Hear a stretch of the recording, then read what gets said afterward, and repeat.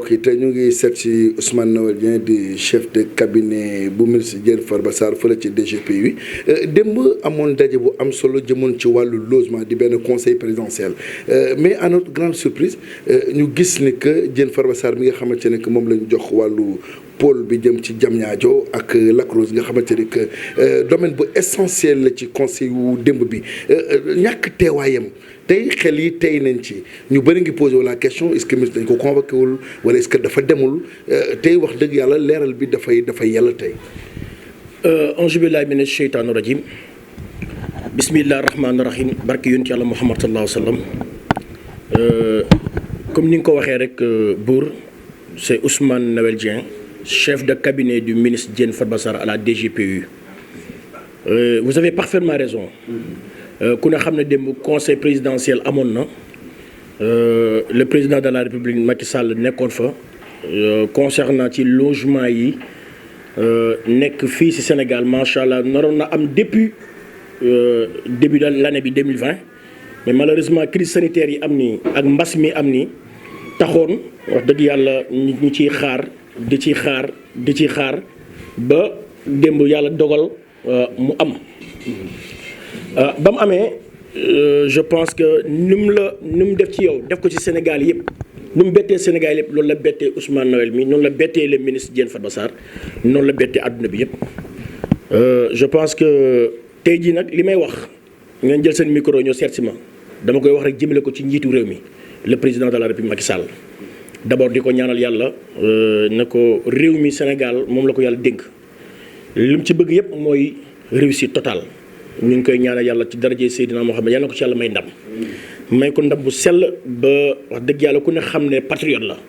ku ne xam ne fonk na Sénégal ku ne xam ne wax dëgg yàlla ba mu ñëwee toog ci bopp réew mi ba léegi jéego yu mu si def ñëpp gis nañ ko. léegi nag àdduna nag tu peux pas être aimé par tout le monde ndax yonent yàlla Mohamed sax amu ko woon foog gars yi di sànni xeer mais ku ne xam ne le président Macky Sall c'est un travailleur c'est un quelqu'un de bien c'est un patriote li muy liggéey Sénégal ñëpp teg nañ seen bët. léegi nag nit ki loolu liggéey te sa entourage di la yàqal dëgg yàlla ñi la wër di la yàqal su fekkee am na ñu la bëgg nekk ci touche bi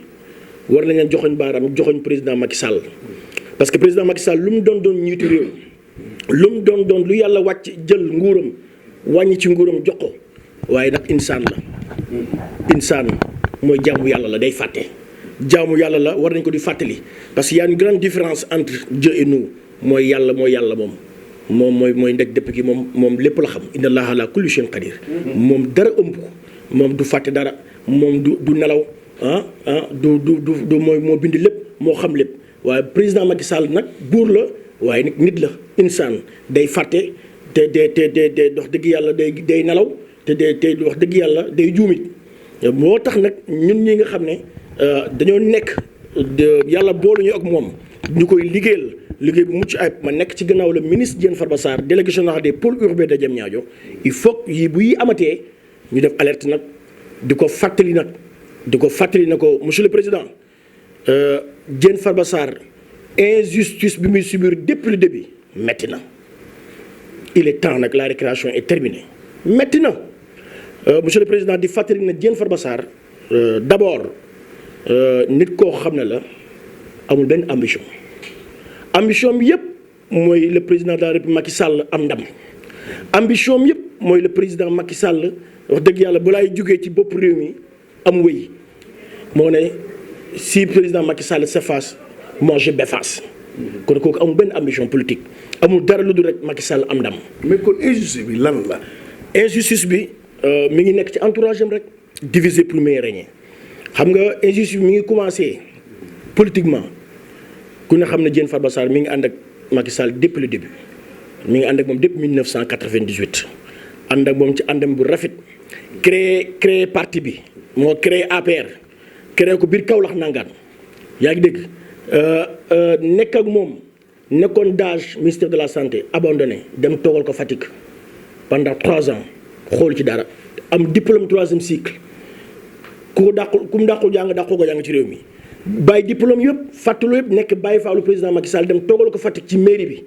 kon kooku cofeel fa la mën a yem yaa ngi dégg jugee foofu créé parti bi Kaolack yor L200 di dugg boobu kenn xamul APR kenn xamul président Macky Sall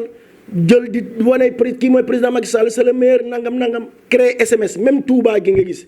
le ministre Diène Farba Sarr moo créé parti bi Touba par SMS yaa ngi dégg ba ñi xam APR léegi bu ñu demee tey ba président fal ko le coordonnateur de la région de Kaolack injustice bi fa la commencé lobby ngi commencé biir palais ñi di ko xeex di ko pousse te xol bu rafet bu mu am Diène Farba Sarr il est généreux du topp coow du xuloo loo bu xuloo mu baax ak yow parce que c'est un intellectuel c'est un technocrate lu ñi nekk moom nekk ci rek ñi gars yi injustice bi di ko dal yat bi di ko dal bâton yi di ko dal muy muñ rek di muñ rek bañ jël coordination boobu nga xam ne le coordonnateur de la région de Kaolack nangu ko ci moom teg ko ci ay loxo yoo xam ne kenn xamul lu ñu def teg ko ci loxo koo xam ne franchement soo ne ko kaay bind sa tur mënul bind turam mu muñ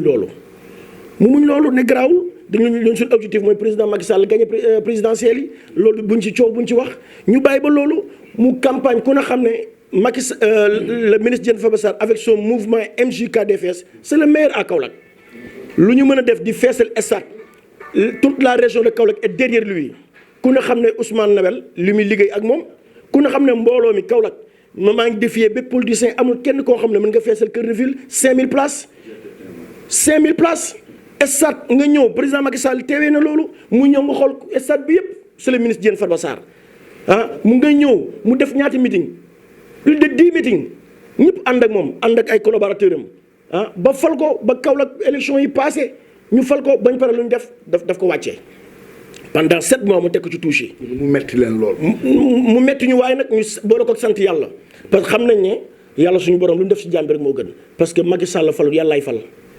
ku fal moo la fal ku fal ma dafa jaarale foofu rek ñu xam ne ñun folleeku boobu sax moo ñu jigoon moo jig pour Macky Sall Diène nag dund ko avec beaucoup de personnalité dund ko avec beaucoup de dignité toog fi mu toog dans son coin ba mu owaat ko jox ko pôle urbain de Diamniadio et Lac Rose parce que suuf fa lañ denc yonent yàlla Muhammad suuf fa la or nekk suuf fa la jumaa nekk fa la jamaa nekk kon suuf la am importance la mu jëlee yëpp dénk ko suuf si maanaam projet bu gën a ngande fi ñu toll ci àdduna bi mooy projet Diamniadio ak Lac Rose parce que te ba moom lañ ko dénk dafa fekk moo ko initié woon Diène Farba Sarr parce que moom ba muy taxaw autoroute à péage bi nga gis nii tey bu ñu ñuy mënee wax centre Abdou Diouf bu ñu ñuy mënee wax aéroport Blaise Senghor comment dirais-je Blaise Diagne excuse-moi bu ñu ñuy mënee wax tey autoroute à péage dem Kaolack vite fait nga ñëwaat dem ba fu nekk vite fait nga ñëwaat waaye dañ ko santé le ministre Diène Farba Sarr parce que moom le président Macky Sall bien vrai que c'est le président Macky Sall moo ko jox occasion boobu noonu mu liggéeyal ko mais bu ñu xamee autoroute à péage c'est à cause du ministre Diène Farba Sarr. mais Diène ku ne xam ne le ministre de l'urbanisme mënul dem sans Diène Farba Sarr li am démb donc bu fekkee faute am na ci ministre bi lañ ko war a mën a incuber parce que moom mooy bind invitation yi. waaw man si loolu laa mën a ñëw dama bëgg expliquer rek injustice bi parce que dama ne soo gisee dama ne injustice bi dafa yàgg dama bëgg commencer depuis le début si injustice fu mu jaaree ba ñëw si démb parce que luy raam si ñàbb la jëm soo déggee ba dama ne la récréation est terminée dama ne dafa injustice bi dafa yàgg si Diène Farba Sarr parce que lobbying moo am ak nga en genou ak nga toog ñàkkal sa boobu fayda pour mën a bokk te moom melul noonu il est digne xam-xamam la yaakaar intellectuel la ànd góor la ànd ak Macky Sall ànd nawle la ànd ak Macky Sall et donc moom du def yooyu pour mën a bokk yaa ngi dégg et donc injustice bi fa la commencé ñu dem ba loolu ñu dem ba foofu dëgg yàlla ñëw autoroute bi yëpp mu rafet le président Macky Sall dénkaat ko pôle urbain de Diamniadio et de Lac Rose ba muy ñëw ci pôle bi mi ngi fa fekk ay golo ak ay jaan yu ngande ak des hautes herbes xam nga ñax yoo xam nii leen toll pôle bi développeurs yi ñu bëri commencé woon découragé ci pôle bi en 7 mois ba tey yow sa bopp boo demee ci pôle bi xam nga ne am na avancement boo demee Diamniadio xam nga ne voirie yi assainissement baa ngi dox mi ngi xumb ñi ngi liggéey entreprise yaa ngi ñëw te entreprise ñi si liggéey mais doomu Sénégal yaa ngi ci liggéey kon donc créé na sax ay liggéeykat et donc loolu mu def noonu c'est important ba temps yi ñuy wax problème de 100 logements 100 000 logements excuse-moi mais nan la mën a waxee 100 000 logements sans nga wax les pôles loo mën a waxee 100 000 logements sans nga wax Diamniadio sans nga wax Lac Rose léegi loolu boo koy def nag la nga mën a defee ci li nga def te yow invité aussi Diène Farba et donc loolu may wax maa ngi koy jëmale ci ministre Fofana Abdou Karim Fofana dama ne il faut que mu bàyyi double jeu c'est pas bien il faut que mu bàyyi franchement di montrer les dents blanches alors qu'ils ont des côtés derrière c'est pas bien double jeu bu ñu def c'est trop te ñëpp teg nañ seen bët mais yow Abdou Karim Fofana moo toog fii ci passation de service bi moo Diène Farba Sarr Abdou Karim Fofana moo ne Diène Farba Sarr yow APR yëpp ñoo war a d'accord bi ñu def la général de l'APR parce que li nga ci mën kenn mënu ko Abdou Karim Fofana moo ne ko yow sama grand nga moo ne ko yow yaa demoon toogi Fatick sans salaire moo ne ko yoon kenn ëpp la mérite ci biir APR Abdou Karim Fofana moo ko wax vidéo yaa ngi fi bu ko weddee mën nañu ko tegaat moo ko wax Diène Farba Sarr kenn ëpp la mérite ci APR yaa ngi dégg kenn Abdou Karim Fofana moo ne Diène Farba Sarr yow Sénégal tey yow la li nga fi def kenn defu ko fi waa tey jii kooku noonu Abdou Karim Fofana yow tey jii sa njiit yow yaay njiitu tey conseil présidentiel bi tey jii yow ku ñu invité yow ci yow lay jaar yaa ngi dégg tey jii nii ngay def loolu noonu ki nga waxoon ne moom général APR ki nga waxoon ne moom un ex ministre de l'urbanisme nga xam ne lu mu xam ci urbanisme ñu bëri xamuñ ko ci lim ci def rëy na tey jii ñu jox ko les pôles urbains de Diamniadio et Lac Rose nga xaar ba veille bi 18h30 nga doo koy indil invitation kon y a quelque chose de louche ba invitation bi nga indi ko invitation fekk Diène mi ngi woon chantier ci chantier visite de chantier yi nekk Lac Rose ak Diamniadio muy taw ci kawam parce que Diène buy taw mu ngi ci chantier yi Diène buy tàng mu ngi ci chantier yi moom lu mu bëgg mooy yàqamti lu mu bëgg mooy président Macky Sall am ndam mu taw ci kawam ba bopp bi di métti mu toog ñu indil ko invitation bi mu ne ma kon du ma mën a dem xaw ma yónni son SG monsieur Cissé ba mu yónnee SG bi dem 9h la fa dem ba mu demee 9h gars yi ne leen affaire bi 16h la mu demaat toog yendu ville toog ba 16h ñëw encore ñu ne ko yow waroo dugg ñu ne ko man représentant Diène Farba Sarr laa ku toll ni Diène Farba Sarr wax dëgg yàlla man boo xoolee Aliou Badara Cissé doo ko gis mais da ngay xool DGPU wala nga xool Diène Farba Sarr ci liste bi mu ne ko Diène Farba Sarr nekkul sax ci liste bi. loolu palais la amoon. mu ne ko Diène Farba Sarr nekkul sax ci liste bi Diène Farba Sarr nekkul maanaam DGPU social. Il est inexplicable et inconcevable. Franchement, et inacceptable. Franchement, qu'on puisse tenir des réunions de ce type-là sans informer le délégué général des pôles urbains de Diamniadio et de Lac Rose, Diène Farba Sarr. Mais alerte na président de la République mi nga xam ne moom victime injustice la woon. ñamoon na xam ne luy injustice. Macky Sall bi nga xam ne ku ñeme dëgg la injustice tax na ñëpp xeexal ko. injustice tax na ñëpp jàppale ko moom xam na lu ci injustice xam na lu ci xeex nit ma koy alerter nag na ko président xeex bu nekk yow ñëpp la bëgg mais sa entourage xeex bu ñu nekkee sa entourage franchement lobbying yu ñu nekkee les gens qui sont très limités ñàkk xam-xam xam na ne ñii am xam-xam bu ñu leen puusul bu ñu leen wax dëgg yàlla bu ñu ñëwee jege la dootuñu feeñ ils sont en train d'écarter les gens ces gens-là di leen écarter wu pour ñoom mën a toog te président Macky Sall maa ngi waat na loolu arrangé wu la Sénégal tey aujourd'hui il a besoin de résultats Sénégal yi aujourd'hui tey dafa soxla tey wax des gens compétents te yow soo wax compétence doo jéggi Diène Farba Sarr soo wax loyauté doo jéggi Diène Farba Sarr kon Diène Farba Sarr yow lan nga ko mën a joxoñ baaraam bu dee compétence la c'est le plus compétent bu dee loyauté la mais kenn di wax loyauté si Diène Farba Sarr ak Macky Sall c'est son frère def na s'il s'efface je m'efface et donc loolu laa waxoon ne dinaa wax yee ñi alerte wax dëgg yàlla ba mu xam nu mu demee benn parce que président Macky Sall mën na bañ a comprendre président Macky Sall mën na foog ne sax Diène moo ñëwul wala dara ma koy yee nag na ko sa entourage kenn xamul nag protocole bi la kenn xamul nag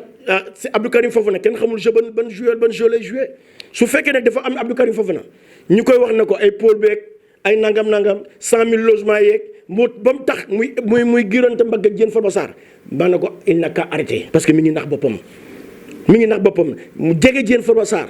mu xamal ko lu bari moo gën mu koy xeex. je répète encore Abdou Karim Fofana jege Diène Farba Sarr ñu liggéey mu xamal ko lu bari Sénégal jëm kanam président Macky Sall am ci ndam moo gën fuuf mu toog di ko xeex. et donc loolu amu ci solo li moo tax nag may alerter président de la République Macky Sall ne ko Diène Farba Sarr il était absent waaye yëgul tinul ak turam defuñ ko woon aussi tamit ci liste bi lu ci jubloon mooy toroxal Diène Farba Sarr mais Diène Farba Sarr kenn mënu koo toroxal tey yàlla feeñ na lépp mooy yàlla suñu borom bu la yàlla suñu borom boo ànd ak ndimbalu yàlla kenn mënu laa toroxal. Diène Farba Sarr il a un cœur d'or.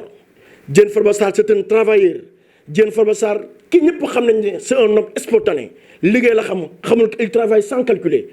wul lii demain lii suba lii tey moom day liggéey ak xam-xamam. léegi nag ñoom ñu defoon ay lobbying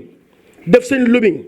chaque jour nag ñu ngi def seen lobbying di xeex bu ñu xeexoon pour jéem koo toroxal devant palais pour jéem koo humilier devant palais yàlla def na moom ñëwul yónni son EG moo loolu lu ñu si jubloo nag dina këpp seen kaw mën nañu wax nañ arrêté xam nañ ñu nekk seen ginnaaw xam nañ lépp waaye nag dañ koo talut parce que c'est pas le moment loolu moment bi ñu nekk mooy fexe ba président réussir moment bi ñu nekk fexe ba Sénégal nekk si jàmm ñun jàmm lañ xam mun nañ def ni gars yi di def on peut le faire mais duñu ay sauvage mun nañ def ni gars yi def génn di wax mais ñun du Diène Farba Sarr c'est un intellectuel dépassé na loolu mais vidéo bi ma def dama ko def pour président de la République bàyyi ci xelam ci xeex yi bàyyi xelam ci ne président Sénégal képp koo xam ne diñet na Macky Sall rek diñetu la sa entourage la diñet xeex beeg lobbying bi ñooñu la diñet les gens qui sont très limités nekk sa wet franchement di jéem a xeex ñi nga xam ne ay nawle lañ ak yàq as gor en genou di yàq as gor di xas gor ñi di yàq seen der ba président sax bu la gisee foo ne sax yow wax dëgg yàlla leneen la te fekk na ay gor rek fi nekk nañ bàyyi yàq gor yi président Macky Sall seen nawle la nit la jaamakatu yàlla la c'est le président de la République moo gën a kawe macha allah waaye nag seen nawle la nañ bàyyi yàq der lépp day jeex nguur saxul nguur yàlla rek sax allah wal xaqu allah yàlla mooy dëgg yàlla nañ tënku ci dëgg nguur day jeex nañ bàyyi yàqante bi les gens qui te montrent des dents blanches alors qu'ils ont le côté derrière sama xarit suñu lépp le secrétaire général monsieur l'ex premier ministre Boun Abdallah Dionne man je pense que sax loolu si sama xam-xam bu gàtt liste yi moom moo koy validé Boun Abdallah Dionne à tout moment mi ngi wax Diène Farba c'est mon frère c'est mon ami man pour man sama xam-xam bu je n'ai rien contre Boun Abdallah Dionne au contraire que c'est mon ami parce que fonk naa ko ngir bëgg alxuraan foo ko fekk mi ngi alxuraan ci poche am je l'estime beaucoup mais pour man moom mooy valider liste yi bu toogee gisul liste Diène Farba Sarr bu toogee gisul liste bi turu Diène Farba Sarr si liste bi war na demander pourquoi mais yooyu yëpp mënuñ koy bàyyi rek di xeex di lobbying rek il est temps pour qu'on arrête ça et donc mënuñ accepter réunion bu toll nii au sommet de l'État mu gisuñ fa DGPU dégguñ fa Diène Farba Sarr c'est inacceptable et donc loolu laa waxoon naa ko wax président de la République Macky Sall pour mu bàyyi ci xelam su Diène Farba Sarr absenté parce que ñoom ñoo def seen lobbying ñoom ñoo def seen pexe ba Diène Farba Sarr ñëwul Diène Farba Sarr est toujours à vos côtés di la liggéeyal tey pour urbain da jëm ñaajo bu soobee yàlla ci kanam la jëm te kenn mënu koo xeex te maa ngi lay waatal ci Cheikhou Tidiane képp koo xeex Diène Farba Sarr sa kaw lay këpp asalaamaaleykum wa rahmatullah merci beaucoup